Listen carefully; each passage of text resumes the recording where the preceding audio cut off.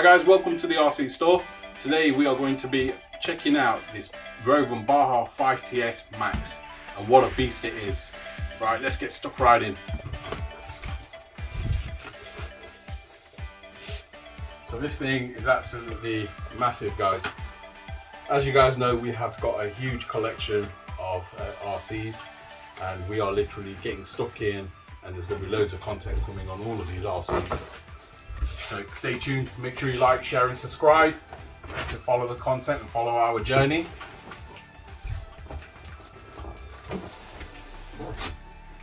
Wow, check that out. That's absolutely huge. Right, I think what we will do is we'll pop this box on the floor, we'll get all these items out, put them here on the table and run through everything. And here it is, guys.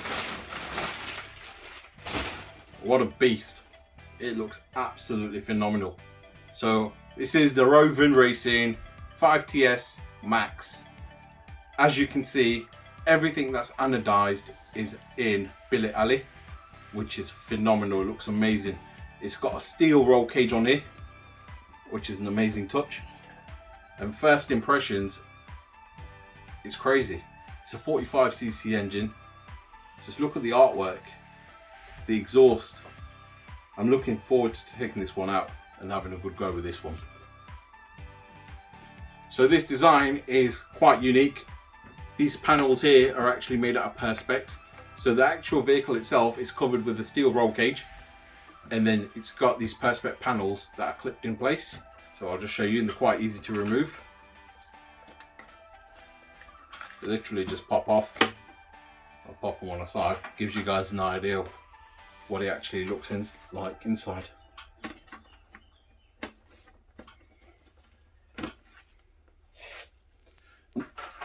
Now the roll cage itself does come off. There are a few split pins that need to be removed for the whole steel roll cage to come off. But however, this gives you an insight of what you can physically see. So guys, the A-arms, wishbones are both made out of billet aluminium, upper and lower.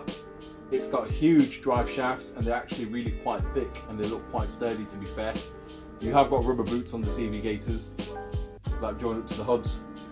Your coilovers are oil filled and they do look well built. They're actually adjustable, and the actual dampeners themselves are very, very thick, to be fair. They're actually thicker than the version 2 Raminator, so that's quite impressive. However, I do know the new Raminator, like the Gravedigger, do come with thick dampeners like this. Everything that you see in anodized red is billet aluminium, which is quite impressive. It's got a powerful 45cc 2-stroke engine. It's got a spare gear cover. Now that's really good, to be fair, because as you're aware, when you're kicking up dirt, etc., if you get a stone stuck in it, it can chew up your gears and ruin your day out. So that's really good to have. It is a rear wheel drive, so it's a 2-wheel drive vehicle, and it does have a disc brake, which is just over here. It does have a 75 kilo servo for the steering, which is metal and all metal geared, which is quite impressive. Don't know what the torque etc is like on that yet, but we will when we get it out and about on the road.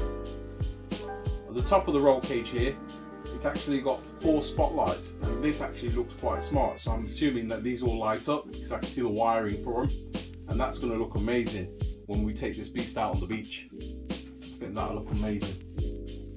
You have got your air filter.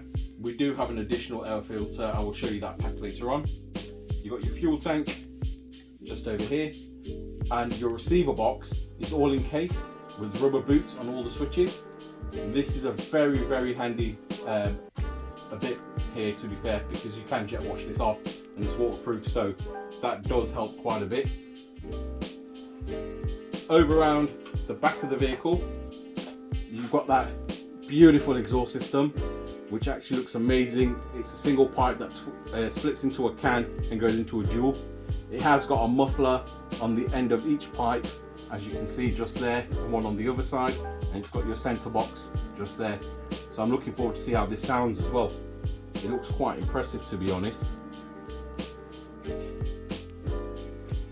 Right, let's spin this around so you guys can see the back and the front. So around the front of the vehicle you've got your 4 spotlights that do work. As you can see, it's all cabled down. You've got 2 spotlights just here, but I do believe they're just dummies. You can put LED lights in there, that would be pretty cool to be fair. Once again, huge aluminium arms on there. The steering rods are quite thick as well. And once again, your shockers and dampers. One thing I do advise to anyone that buys any of these vehicles, all these items should be Loctited. As you can see, everything that's metal to metal can become undone, and due to the vibration on these vehicles, I do advise strongly to Loctite any contact from metal to metal. It's got a metal front steel bull bar on here, which is nice, and all this plating down here. This is the metal roll cage once again, and it continues on.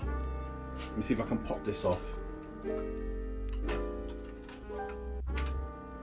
This gives you a better idea of what it actually looks like, the actual frame itself. It's really well put together. Everything's welded nicely. I'm quite impressed with that. Alright, let's get this back on.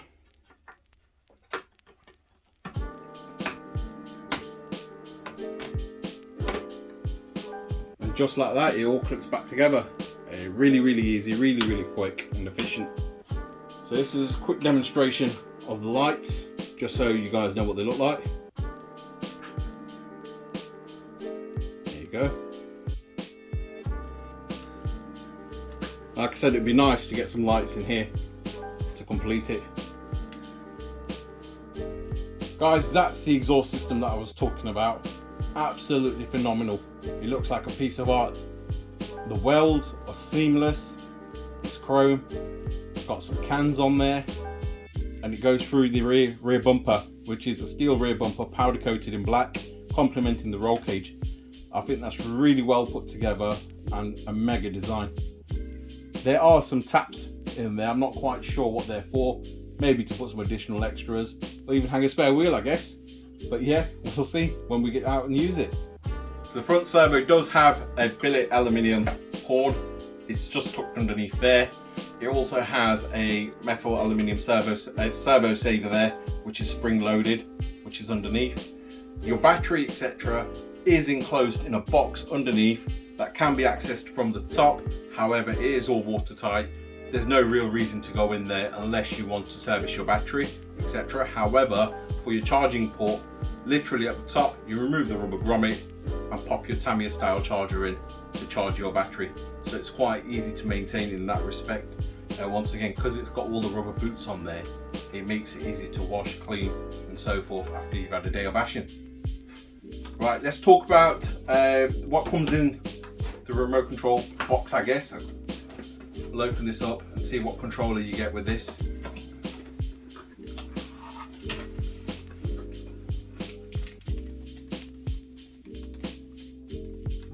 So you get some posts there, you get some, that's for your aerial antenna. So it comes with a FlySky GT3B.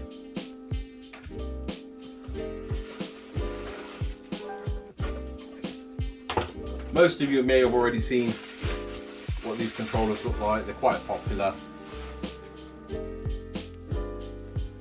There you go. 3-channel radio.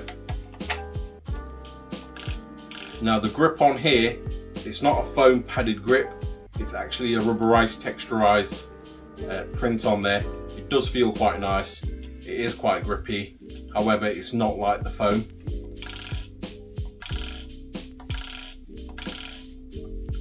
Your antenna, and it has got a digital screen at the top. You can plug some chargeable batteries in there and then you'll have your charging ports just there.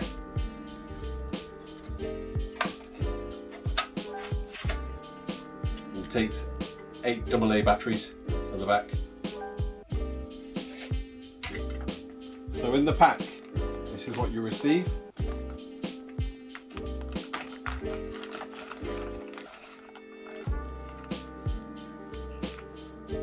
Air filter, which is a double air filter. The vehicle has one already, so you get a secondary one there. An accessory pack for the wheel wrench, spark plug wrench, a screwdriver, some Allen keys, and a hex key there.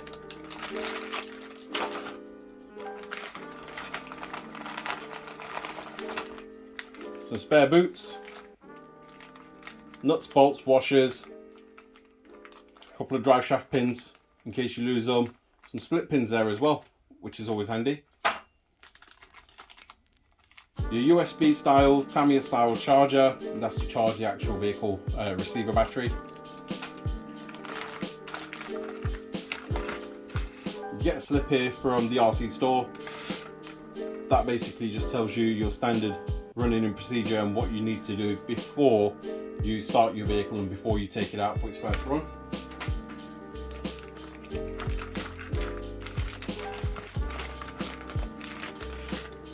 You get a nice colour copy of an instruction manual.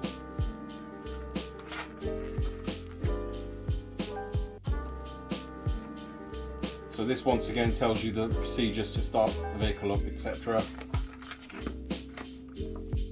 Tells you what's included, tells you how to start it, how to adjust all the carburetor settings. So flip forward. You've got exploded diagrams once again of all the components on the vehicle, and they are all numbered with part numbers. And that's, once again, it's very handy to have. If you've not used one of these vehicles before, it's also handy to know where everything goes. It's also handy for if you break something, you've got the part numbers and you can order them direct.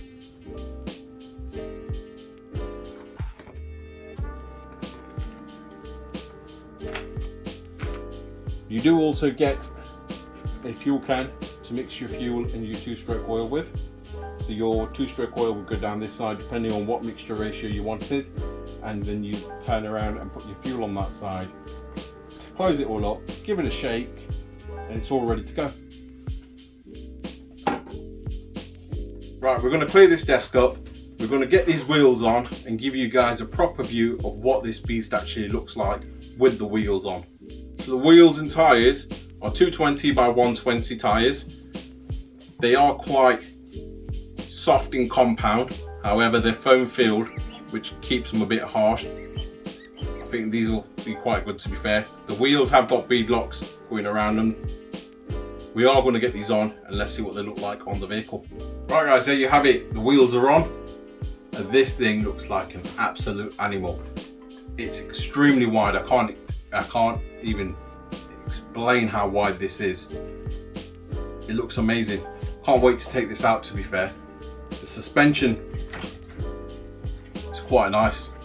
This can take some jumps. Definitely can take some jumps.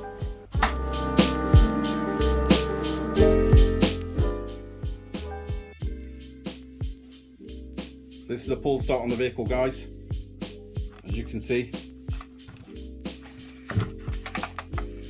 it's an easy pull start. There's some compression on that engine there. It has got a guard here for your pull start. You can see some P-clips. You can simply just remove them P-clips and the guard does come off if you want to access the starter for any maintenance, etc. It's a 45cc Rovan engine. These are quite powerful. As you can see here is your emergency kill switch. So if you do want to stop your engine for any reason whatsoever, or when you've done bashing, literally press that button there and it puts your engine out. Moving forward, you've got a Velcro carb. You've got your air filter. Here you have a breather. Now this is quite important. A lot of people always say to me, why do you have a breather? So your fuel tank, which is just here, gets filled with gas.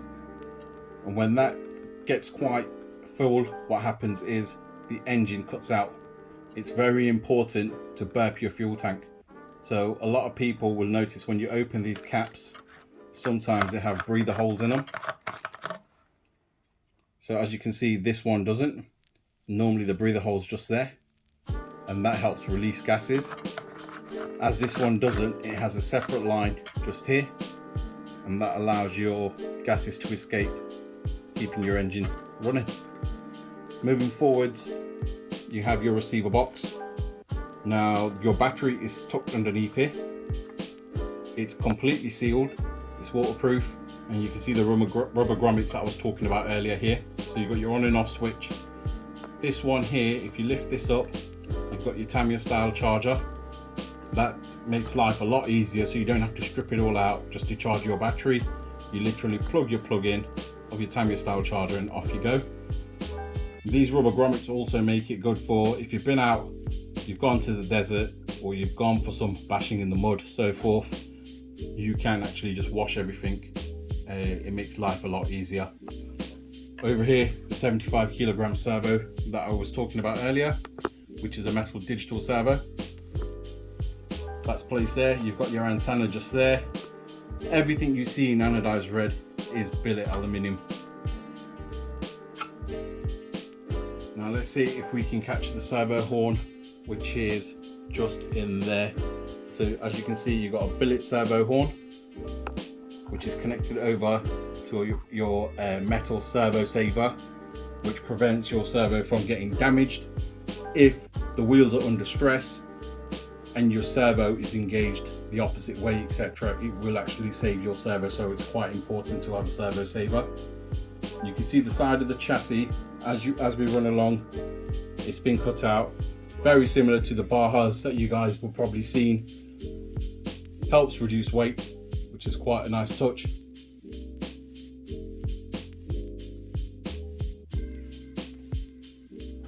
Just giving you guys some close-ups. You can really now see how thick these shock absorbers are. That's next to my finger. You can actually see how thick they are. Really well built and put together. All your billet strut towers.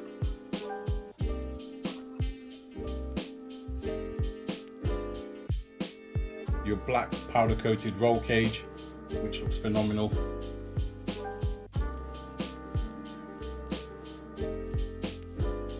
Steering rods, once again nice and thick. I can't emphasize how much to Loctite all of this. As you can see, it's all loose. It's metal on metal, guys. It needs to be Loctited with some thread lock. Just the blue Loctite would do on these to keep them nice and secure, because these vehicles with the engine do vibrate hell of a lot, and the last thing you want is something like this to come off and ruin your day out. So coming up towards the back of the vehicle,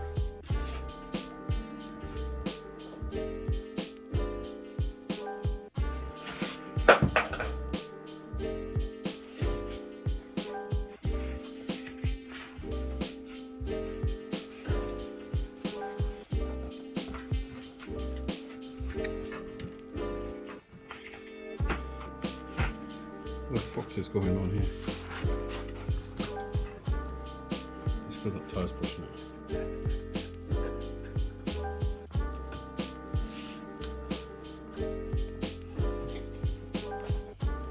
Right, coming over towards the back of the vehicle, you can see this beautiful exhaust system once again with more detail. The bumper, the roll cage.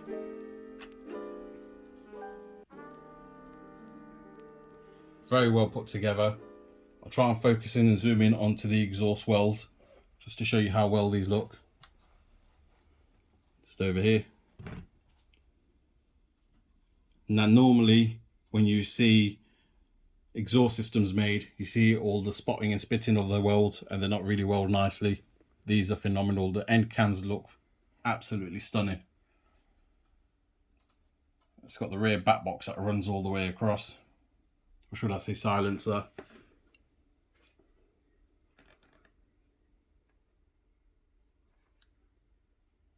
Don't know if you can just get that there.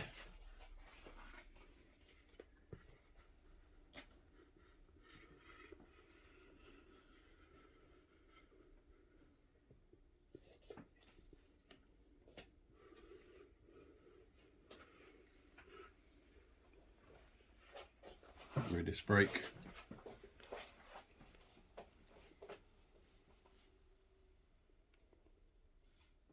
So over here guys, you've got your rear disc brake. You can just see it there, which is operated with the servo just there.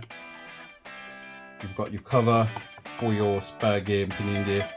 I've already spoken about this, but that's your protective cover that can be removed just when doing these split pins, and you can gain access there.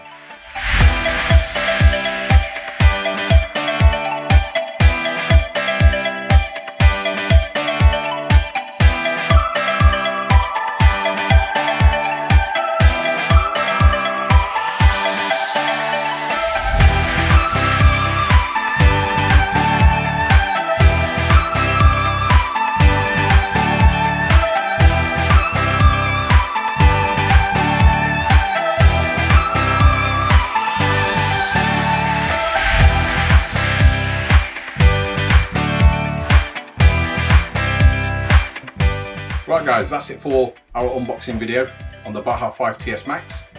If you like this content and you like these videos and you want to see more, and you also want to see us bashing these vehicles, please share, subscribe and like our videos. Also feel free to put a comment down below as into what you'd like to see moving forwards and what sort of material you'd like from us. Let's try and do something fun and something different, eh? I'll see you guys in the next one.